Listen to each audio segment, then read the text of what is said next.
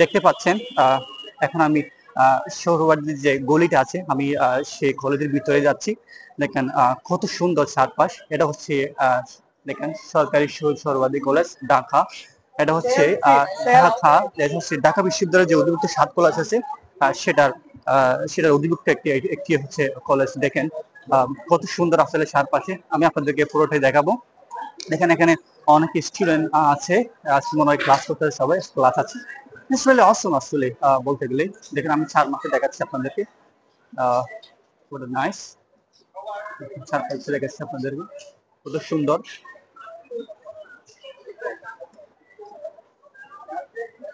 Really nice আসলে। এখানে অনেক স্টুডেন্ট আছে, আসলে ওয়ান্ডারফুল। এটা হচ্ছে ঢাকা অধিভুক্ত একটি কলেজ। এটা খুবই একটা ভালো আসলে আমি বলবো কলেজ। এখানে আমি যতটুকু জানি।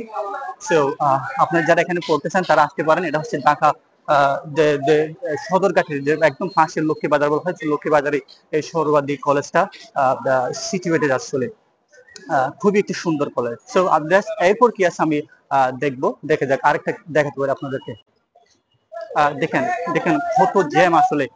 আমরা সব সময় আমরা হচ্ছে কি বই পুস্তকে দেখেছি মানে ট্রাফিক জ্যামটা, কিন্তু এত যে তীব্র হয় সেটা আমরা কিন্তু আজকে আমি প্রথম এখানে দেখতেছি। দেখেন জ্যামের জন্য মানুষ কিন্তু হাঁটতে পারে না। আমরা জানি হচ্ছে কি শিশুরা কিন্তু কোনো স্থানে যাওয়ার জন্য তারা হামাগুড়ি দিয়ে আস্তে আস্তে যায়, কিন্তু ঢাকা শহরে আপনি দেখতে পাবেন কত আসলে গাড়িগুলা স্পিড গাড়িগুলা একটু একটু করে হামাগুড়ি দিয়ে তাদের লক্ষ্যে যায়। মানুষ হাঁটতে পারে না, অনেক কষ্ট করে তাদের গন্তব্যে চলে যায়। একটা সার্ভে হয়েছিল কয়েক বছর আগে ঢাকা শহর জ্যাম জট নিয়ে।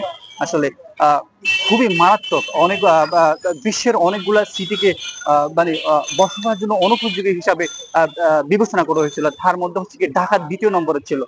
তার মূল কারণ হচ্ছে জ্যাম জট এবং হচ্ছে কি আপনার হচ্ছে কি যে বায়ু দূষণ। এটা হচ্ছে মূলত খুবই একটা মারাত্মক কারণ হিসেবে তারা তারা তুলে ধরেছে। খুবই খুবই বিরক্তিকর আসলে, খুবই ঢাকা শহরে জ্যাম জ্যাম জটটা।